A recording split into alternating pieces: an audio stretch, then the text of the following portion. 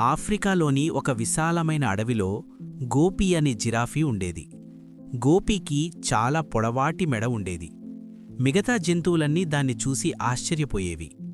కాని కొన్ని జంతువులు మాత్రం ఎగతాళి చేసేవి. నీ మెడ చూస్తే టవర్లా ఉంది, నువ్వు నడిస్తే మేఘాలను తాకేస్తావేమో అని నవ్వేవి. గోపి మొదట్లో బాధపడేవాడు. నేను మిగతా వాళ్లలా ఎందుకు లేను అని అనుకునేవాడు. తన పొడవాటి మెడ తనకు భారంలా అనిపించేది. ఒకరోజు అడవిలో భయంకరమైన కరువు వచ్చింది. చెరువు ఎండిపోయింది.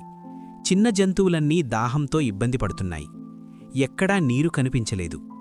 అందరూ నిరాశలో మునిగిపోయారు. అప్పుడే గోపి ఒక కొండ వెనుక పెద్ద లోయ కనిపెట్టాడు. ఆ లోయ అడుగున స్వచ్ఛమైన నీరు మెరిసిపోతోంది.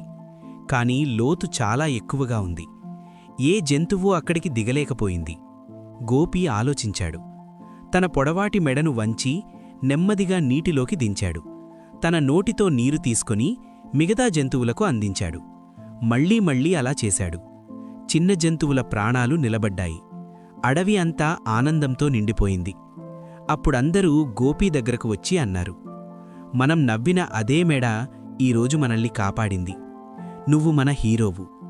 గోపి చిరునవ్వుతో అన్నాడు, మన లోపాలనుకున్నవే మన బలాలవుతాయి. వాటిని నమ్మితే చాలు. ఆ రోజునుంచి గోపి అడవిలో నాయకుడిగా మారాడు. తన పొడవాటి మెడపై గర్వంగా నిలబడి అందరికీ దారి చూపించాడు.